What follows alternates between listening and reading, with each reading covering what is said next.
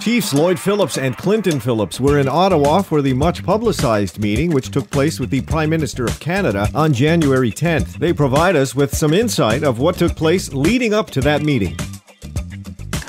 In a nutshell, what Kahnawà has wanted to make clear to Prime Minister Harper is that there has to be a fundamental change in the way that you're dealing with First Nation issues, in our case, issues with the Mohawk Nation, issues with Kahnawà, and this parentalistic approach you've been taking with passing this legislation must stop, and we have to revisit the relationship based on a nation-to-nation basis and start those discussions based on going back to the Toa Wampum concepts or Royal Proclamation and the high-level discussions that should have been taking place for years, because Harper pushed the envelope too far this time, and now it's time to revisit those initial relationships that happened historically hundreds of years ago.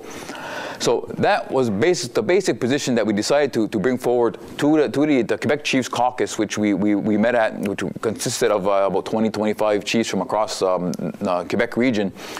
We put that forward to them, and after great discussion for over a day, the general position was agreed to by the chiefs, and Grand Chief Matthew Kuncombe, actually from the Cree Nation, has drafted a position paper which was brought forward to Harper on Friday, which contained the majority of the stuff that we brought forward. There was some discussion on whether or not chiefs should meet with Harper because the Governor General was not going to be at the meeting. Again, much discussion there, a lot of emotion involved in this whole process.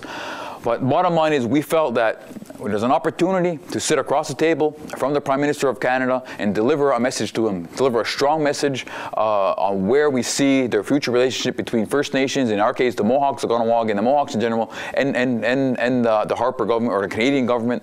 If we had the opportunity, we have to seize that opportunity to make sure we deliver that message loud and clear. I know some chiefs were opposed to having this meeting. However, we don't want to have an opportunity missed where you have the ear of the Prime Minister.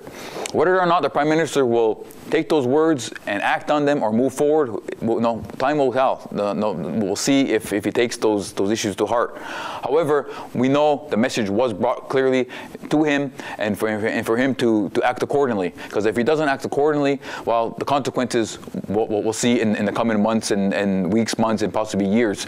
Because this whole Idle No More movement, the pressure from leadership, First Nation leadership on the government will not stop. There's a need for the continued pressure, protests, peaceful protests and stuff to take place to keep the pressure on the government. That's agreeable.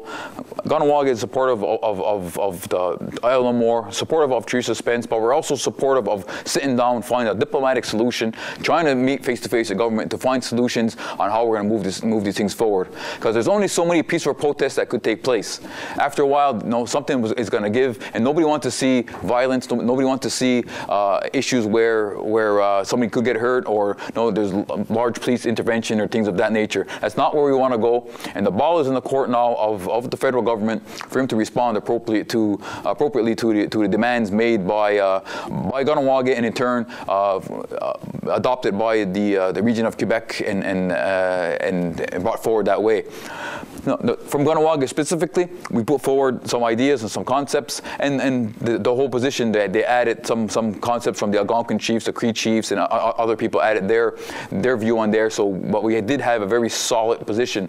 I'm very proud of the fact that coming from the chiefs of our region, I think we had the most solid plan to put forward to the Harper government, and I think it was articulated well. I have confidence in Grand Chief Kuncombe to do that on our behalf, and again, the ball is in the court of Harper government on how they're going to properly respond to the demands made. There is that saying about they've awakened a sleeping giant, and when our people get together, whether it be in times of good times or bad times or times of trouble, when our numbers get together, it speaks volumes, and the Canadian government knows exactly what we can do, what we're capable of doing. And I think, I agree with Lloyd about, we need to have grassroots people. We need Idle No More to continue.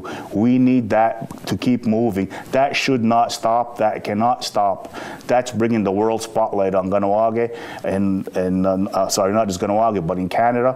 And we need that to continue. We also need people who are at the table with their sleeves rolled up and ready to hammer out the problems that we face on a daily basis with the federal government, the people who are in power, to actually make change. Kahnawà is going to continue maintaining our vigilance on this topic. As a matter of fact, on Wednesday, there is a call across the country for people to day of disobedience or more protests.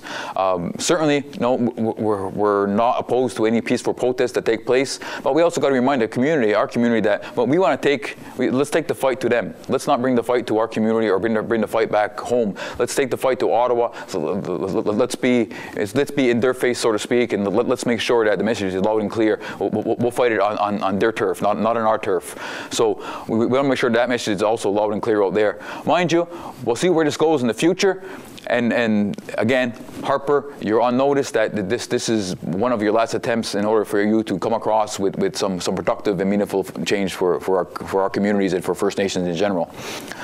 Well, as we know, the Idle No More movement has started, and sometime around early November, which was a very grassroots movement where people felt that it's what they call the grassroots people, the average community member basically felt enough was enough in terms of the government's continued oppression and oppressive type legislation, continue its way of conducting itself, and in total disregard to anything that First Nations have to say.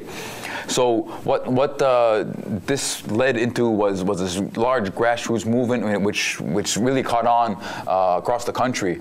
And then added to that, Chief Theresa Spence has decided to go on a hunger strike to further bring attention to First Nation issues or treaty issues in her case, and the way the government of Canada has been dealing with it, or lack of dealing with the issues. So that certainly added a lot of momentum to the Idle No More movement, even though they are distinct and separate topics, but they are very closely linked. And one of the demands that was made by Theresa Spence was to have a meeting with the Governor General of Canada and the Prime Minister of Canada, with First Nation leaderships, to discuss the relationship of First Nations and the Government of Canada, and also in her case again the treaty relationship that. So again, in a nutshell, there was many things that happened out there. There was some divisions amongst First Nations, but which were portrayed in the media. I wouldn't coin it necessarily as divisions. It's just a matter of how we're going to accomplish our goals. Some people felt they wanted to continue more protests and only meet with Governor General and the Prime Minister of Canada. But we felt that again, if we have opportunity to speak directly to the Prime Minister, that we should seize that opportunity. So just like if you look at an average Canadian, they have different political parties. They have liberals, they have conservatives, they got NDP. They're all Canadians. They all want the same thing for their country, but they have different ways of going about it. The same thing for as us non-Canadians and First Nation people.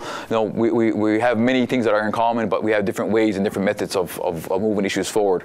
And we want to exhaust all internal diplomatic measures before we resort to any international interventions or any type of physical action that may be required. So that's basically where Kahnawà has taken its position. And mind you, as a community, I want you to be clear that we're not sitting by watching this from the sidelines. We're actively involved, and we want to make sure that our voices are heard loud and clear. So, like Lloyd said, we'll be back in Ottawa tomorrow for Kahnawà Canada Relations meeting, and it just happens to be Wednesday is the day of civil disobedience, I think it was coined. So we will be in Ottawa, and if there's anything that comes up over there, we'll be there firsthand to relay the message and the news back to Kahnawà.